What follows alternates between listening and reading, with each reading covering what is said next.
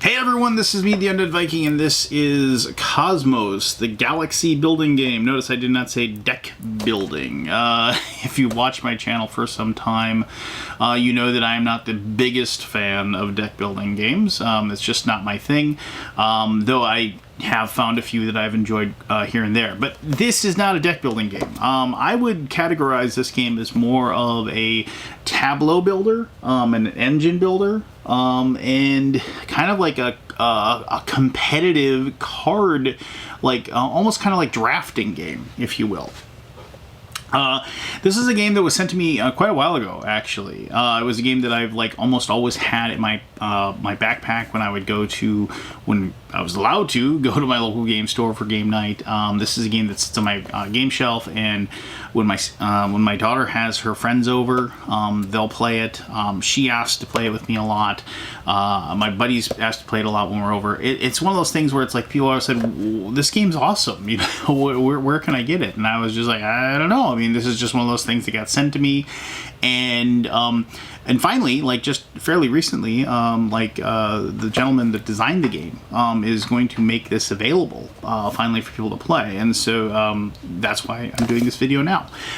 So this is just an absolutely fantastic card game that has everything that I really like about card games. Multi-use cards, the ability to mess with players a little bit. It isn't just a game where I'm just building my own little thing and I'm racing against you as you build your own little thing. No, there's actions that cards will give you that will allow you to mess with other players, and it isn't overbearingly so either. Every single turn it's like, hey, take that and take that and take that and take that. It isn't like that.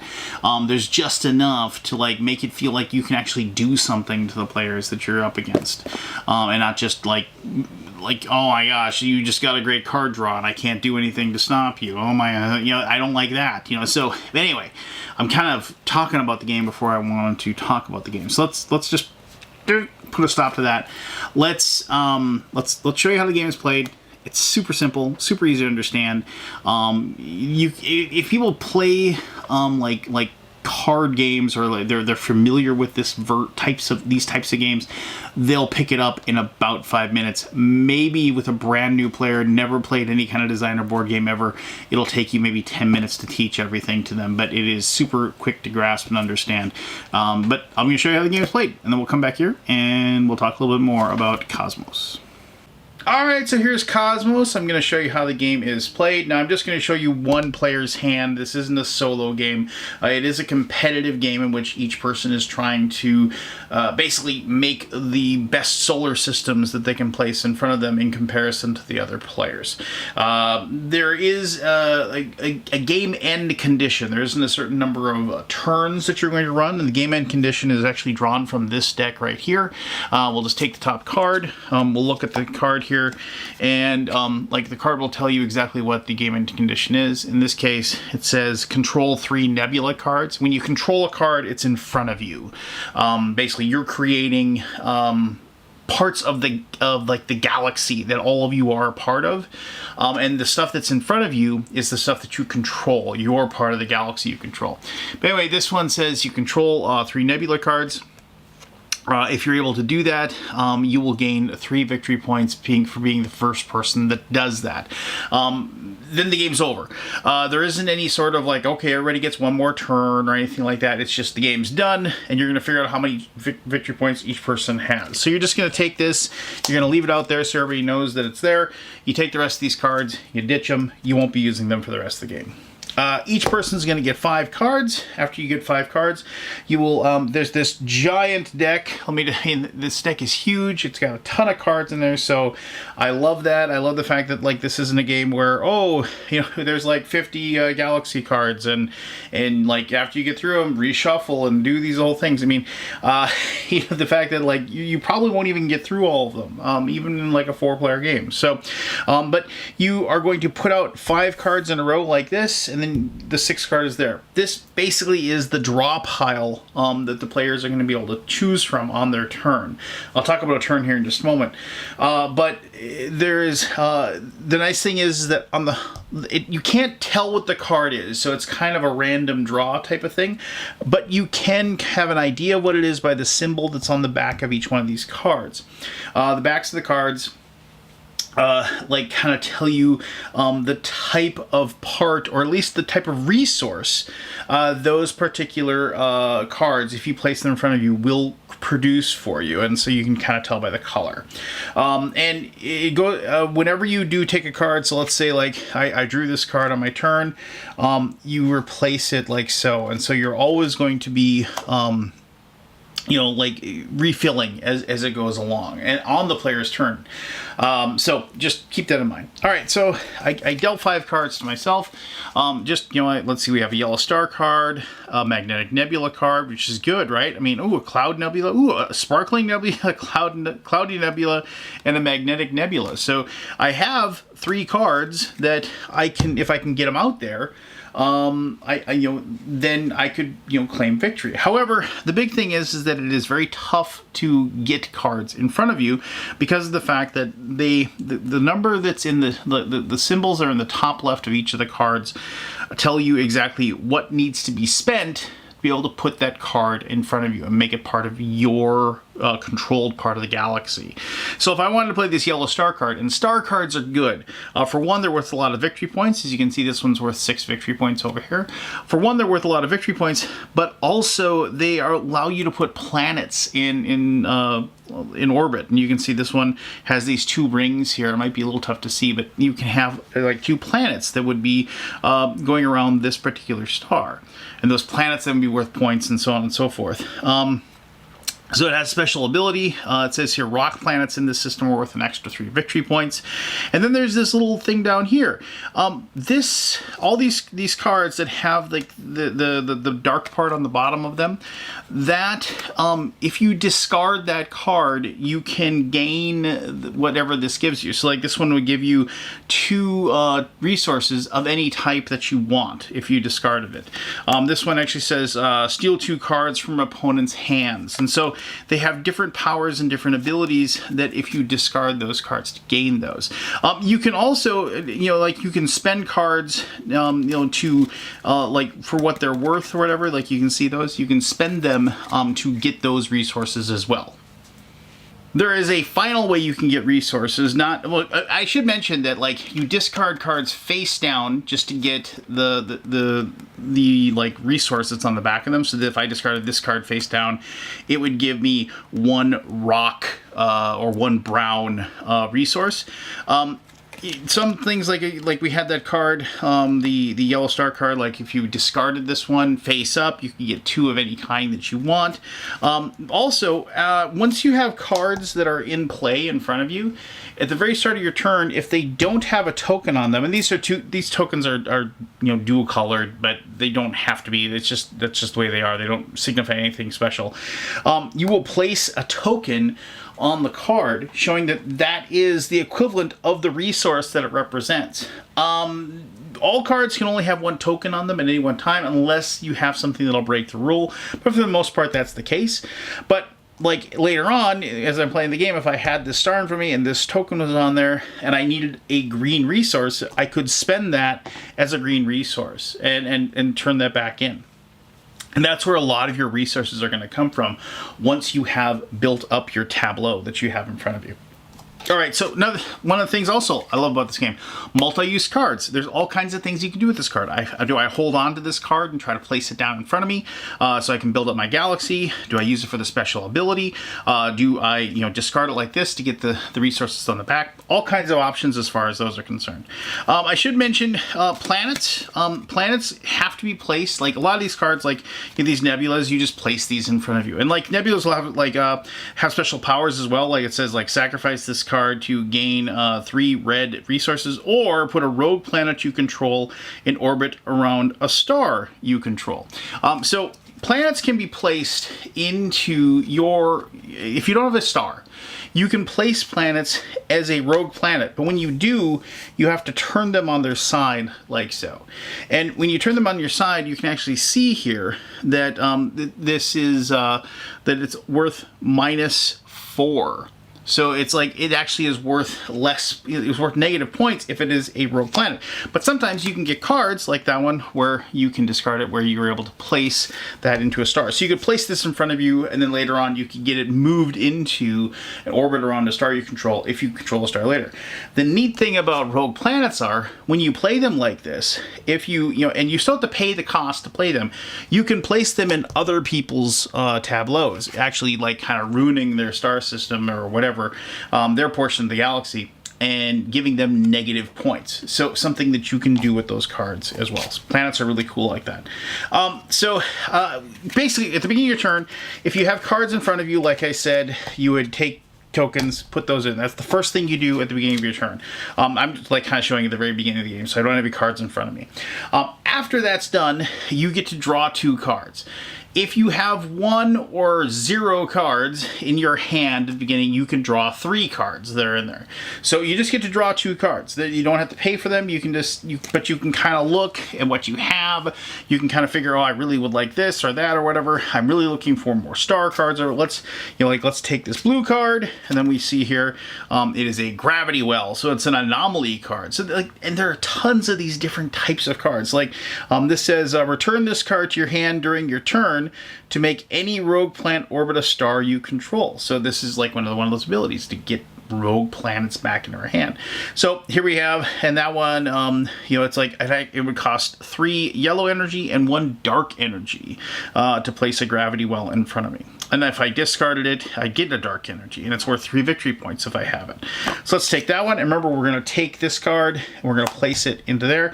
Let's take this green one that's here. We turn this over, and it is a red star. Ooh, okay, so 2 red, 1 green, 1 yellow, and 1 of any, and I'm able to place that in my system. And then this says gas planets in this system are worth an extra 3 victory points.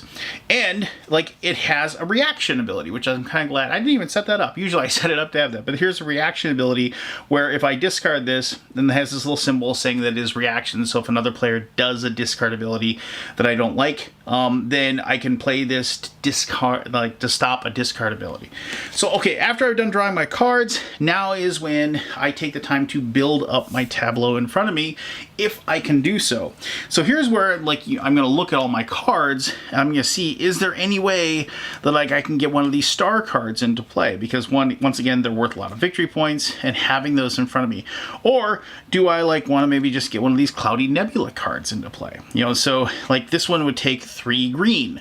Well, I don't have 3 green. I have 2 green. I have here 1 and 2 green. That's what I have. And so a lot of times, like at the very beginning of the game, like a lot of games, you're going to be building up your resources and trying to get big, if you will. I should mention that if you do anything that creates resources on your turn, they exist that turn, but after that they're gone. So you can't stockpile resources as the game is played. So I don't have enough. I don't think I have enough to do it. Maybe I could put a dark planet if I want to put my rogue planet into play. I could do that. I could spend a rock, a red, and an any. Do I have a rock and a red and an any? Nope, I have a rock. I have no anything. So unfortunately, and this is when you're building up. But see, this is also where on your turn you'll be like, I really need, when my next turn comes around, I really want to put this yellow star into play. I need a red, which I can't possibly get. What about if do I try to get another star? So I have a red star, a yellow star, so 2 red. I gotta get a red out there. Somehow I gotta hope other players take these things. So I'm gonna kind of cheat here. Hold on, and just find a red. So let's say we move forward here. Let me just put a red right there. Let's get another red, and I'm going to cheat again here. Okay, so there we go. So the other players have gone. They've done their thing. It's my turn now. Like, it comes around to my turn. I don't have any cards in front of me. I can't place anything. So now I get to draw 2 cards. So my idea here was I want to get one of these star cards out into play. So I can either put, which one do I want to put out? Do I want to have a yellow star or a red star? Well, the yellow star is worth more. So I'd be discarding, I need a red and I need a, I don't think I can actually do it because I actually need, I would need a green and a red. Oh man, I'm trying to mentally figure this out. Okay, I have the green because it's going to cost me here. Let's do this together. So it's going to cost me 2 green, a yellow, a red, and an any.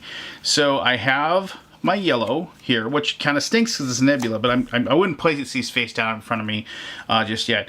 And if I'm going to play this one, I have no red card, but there's red cards I can draw.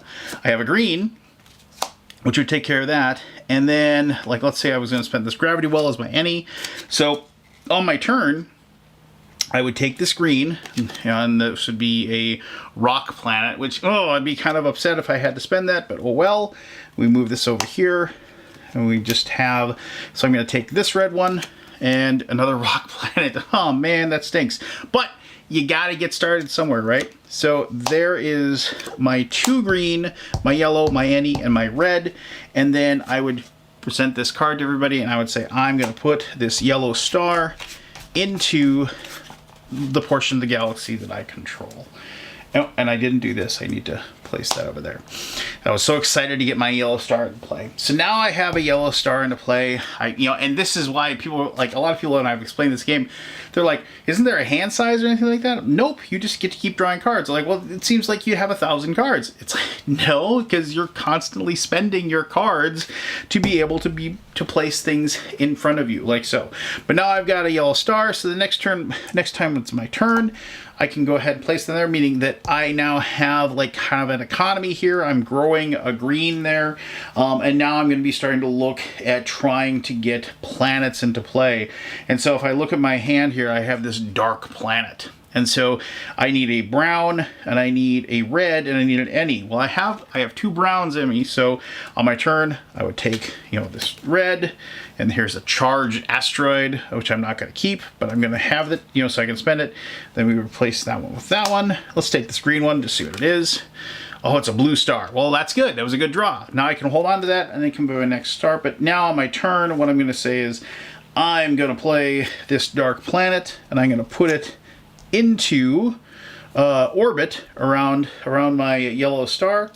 I place, and I need to spend a brown, which I'll spend that brown, and I need to spend a red, which I will spend a red, and then for the any, I'll go ahead and I'll spend my token. Put those over there, and now I've put a dark planet into play. And so now on this one, it actually says, draw an additional card each turn. So not only have I got a thing that's going to give me 3 extra victory points every round, but now I've got a special ability that's going on, and I can be able to like build up more and more. So, I mean, I'm not going to play out a full game, but you can kind of see how this is engine building. This isn't like deck building. This is like more like it's Tableau management, and it's also your like hand management as well, and resource management, and all kinds of things about it that just make this game really, really awesome. And I really when I got this game, I realized that like this is just a total hidden gem of a card game, and a competitive card game that I really enjoyed playing with my friends and my family. But I'll talk about that and a heck of a lot more in my final thoughts. All right, so as you know, I have been doing videos and doing my podcast things and whatever. I've been doing them for a long, long time. And I've been really blessed to have this channel and have the people that watch this stuff do it, right? And so I really appreciate that about it. So when I say things like this is a complete diamond in the rough, like you didn't know this game existed, but now you do, and you really need to play it like at least once. I don't use those words haphazardly. You know, I will tell people, hey, this game's great, but like, I've got like 7 more games on my shelf that are just like it. And like, you know, and I'm not saying that about Cosmos, I'm saying generically, like, I'll say that. Like, if I sit down and play like the newest Euro shipping model version 1 or something like that from whatever designer I really like, I can sit down and I can play that game and I'll be like, that was really fun. I never need to play that game again, you know, because it did like the same things in a slightly different way that I've seen 7, 8 times before, and I just want to move on and do something new, and I want something interesting. And the games that keep me coming back to the table are games like Cosmos. If this game came out 10 years ago, like it was published by Rio Grande Games or something like that, like everybody on I think the green earth that is into designer board games would be like, have you played Cosmos? That game's awesome. It would be that type of game. Like, everybody would own, like, they go to their card shop, their game shop, they'd pay the, like, $20 it would probably take to, I don't know what the guy's going to charge for this, but I mean, ultimately, it's just a card game, right? It's just a bunch of cards, some tokens, and some rules. But, you know, they pay the whatever the nominal fee it was, and then they'd have a game they could play over and over and over again, and they could enjoy it. It's just, I mean, it's one of those things. I don't know if what I have in front of me, since, I mean, I got this prototype quite a while ago, I don't know if this is going to be what the game looks like once it's done, but the game looks good. You know, I mean, it looks awesome. I love like the interstellar art that's on it. I mean, as far as the presentation goes, it works perfectly. I mean, but it has everything that I like about card games going for it. It has multi-uses for each one of the cards. It has variable game ends, so the players kind of will dictate how fast the game goes, and plus you can see what everybody else's victory points are. There's no like, oh, I got this little hidden like little thing back here where it's just going to give me an extra 72 points at the end of the game. No, you can look over there and you can say, okay, you've got that, you've got that, you've got that, you've got that, and you've got that rogue planet. Okay, cool. If I end the game now, I'm going to lose. So I can't end the game now. I've got to do something else, and I got to get more points, and I got to get myself into a position to win. Or I got to knock you down, maybe steal something from you, take those points away from you. So there's lots of strategic stuff going on as the game is played. Like I said, if you are a person that enjoys card games, and this could have been any theme, right? I mean, like I've said that, like, this could have been pirates, this could have been trains, this could have been UFOs, it could have been, you know, whatever. Seashells, you know, it could have been anything. It just happens to be about space. So if you're like, I don't like space themes, don't worry about it. The game itself transcends the theme. The theme just works really well as far as like the orbits and the different types of cards and things like that.